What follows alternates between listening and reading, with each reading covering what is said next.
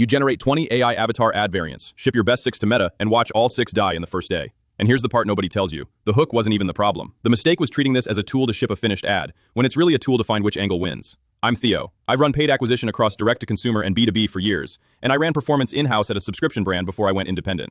This is Creatify, an AI video ad maker. You hand it a product, it writes the script, picks an avatar, and renders a vertical UGC-style spot built for paid social.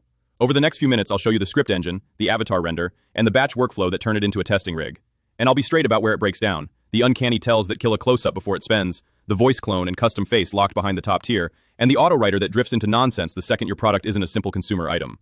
3 real strengths, 3 real catches. Let's pop the hood. Start with the thing it's actually built around. You don't write the ad from a blank box. You hand it the product link. It reads the page, the product, the angle, the kind of buyer, and drafts a stack of hook variants for you, 5 to 10 of them, in about 30 seconds. Problem, agitate, solve, before and after, day in the life. It gives you the angles, and you keep the 2 or 3 worth shooting. That blank script moment, the one that kills most people before they've made a single ad, just disappears. You're editing options instead of staring at nothing. And that right there is the whole reason this gets called a testing machine. A link in, a fan of real angles out, in the time it takes to read this sentence twice. That one thing is why people pay for it. Second real strength is the cast. There's a library of roughly 700 AI presenters sitting behind this. And the thing that matters for paid social isn't the count, it's the setting. A coffee shop, a car, a kitchen, the messy real-world backdrops a phone shot ad actually lives in. The latest render pass cleaned up the mouth on the hard sounds, the Fs and the Vs, which used to be the dead giveaway. It is not perfect, and we'll get to that. But for cold traffic testing, where you just need a believable enough face reading a believable enough line, the look holds up far better than the corporate presenter tools do. And that gap is the whole reason this lane exists. Put a number on it. On the top plan, you're rendering somewhere around 50 spots a month, which pencils out to roughly $2 an asset. A real person filming one video runs you 150 to 400. Cheap enough to be wrong 30 times and still come out ahead.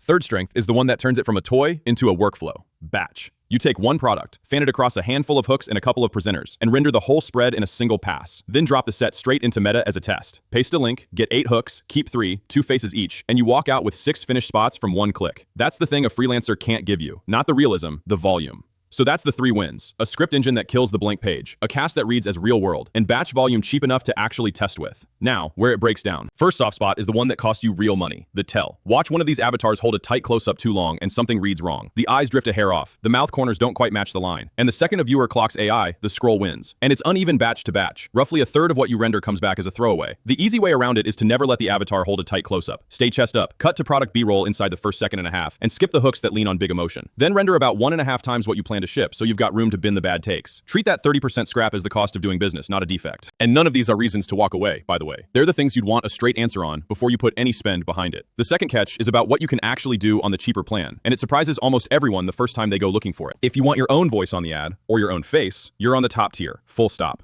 The cheaper plan gives you the stock library and nothing of your own. One clone slot only opens up once you're paying for the upper tier. And even then, the cloned voice is only clean on a short read. Past about 20 seconds, the prosody flattens out and the ear catches it. What you actually do is keep every cloned voice spot under 20 seconds, treat the photo avatar as a medium shot and never a tight one. And if your own voice or face is the whole point of the brand, just budget the top tier from day one. Don't expect it on the entry plan because it isn't there. And that leads into the third catch, which is about trust. Specifically, how far you can trust the auto-writer before you read what it actually wrote. Because this is the one that can quietly cost you an ad account, not just a render. The script engine is great until your product stops being simple. Feed it a sneaker and the angles it picks are sharp, like these. Feed it a B2B platform, a supplement, anything regulated, and the hooks come back generic. Or worse, they make a claim you can't legally stand behind. The honest fix is to draw a hard line. Trust the auto-writer only for plain consumer goods, the skincare and the kitchenware. For anything technical or regulated, treat what it gives you as a rough brainstorm, and rewrite every line by hand before it renders. From an attribution angle, one bad claim in a live ad costs you more than the tool ever saved you. So, 3 real catches, all of them workable once you know they're coming. Let me actually run one, start to finish, so you can see what day one feels like. I'm testing a $39 trail running shoe. First move, hand it the product and let it write the first draft. It pulls the page and drops a full script right in front of me, sized for a short vertical spot. Hook up top, the product front and center in the middle, a call to action to close. The whole shape's already there. I'm not writing from zero. I'm reading what it drafted and fixing the 2 lines that don't sound like a real person. 30 seconds in, I already have something to react to instead of an empty field, which is the whole difference between shipping today and stalling out. Pick a presenter, set the captions, hit render, and a few minutes later, this is what lands. A finished set of variant spots, captioned, sized 9x16, ready to drop straight into the ad manager. Same script, 2 different presenters, a couple of background scenes. Each one a slightly different read on the same offer. And that's the real payoff. You didn't make one ad, you made a spread you can test. That's something you can actually launch on Monday, not a single shot you're praying works. The whole point was never a single perfect video. It was enough believable angles to find the one that actually does. So how long did that take? First run, start to a downloadable set, ran me about 20 minutes. And a good chunk of that was binning the bad takes, not building.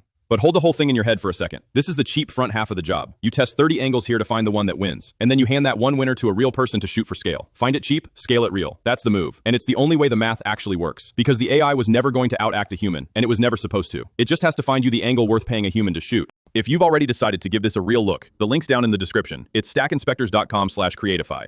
The free plan hands you 10 credits and asks for no card, so you can generate an actual set and feel the workflow before you spend a cent. No trial clock ticking, no surprise charge waiting on day 15. Honestly, the best way to decide is to go paste one product link and watch what it drafts back for you. Then come back, because the plan you actually need is where this gets interesting. Quick read on the plans, decision shortcut style, so you can find yourself fast. The free plan is kick the tires only, watermarked, half the cast locked. Starter is where the solo brand running cold traffic tests actually lands. Watermark gone, full library voices, and that's genuinely enough to do the work. Pro is only worth it the moment you need your own voice, your own face, or real batch volume. That's the unlock, nothing less. And the enterprise tier is sales call territory. Skip it unless you're wiring this into your own systems at real scale. There's one quiet catch worth knowing too. The credits don't roll over, so a slow month is value you just lose. Now, where this is genuinely not your answer, and the map matters more than the price here, there are 4 real alternatives, and each one owns a different job. The whole trick is matching the tool to the job you're actually doing, not to the cheapest sticker, because the wrong tool at the right price still loses you the campaign. If you've already proven AI UGC works for your brand and you're scaling, Arc Ads is the lane you graduate to. It carries inline emotion control on the read and a flat $11 a video against the entry plan here. You pay more per spot for more realism, and that's the trade. If your real job is a webinar, a demo, or sales narration in a dozen languages, HeyGen is built for the talking head presenter format, not vertical paid social. And Synthesia owns enterprise training video, clean, compliant, and exactly the studio corporate look that underperforms in an ad.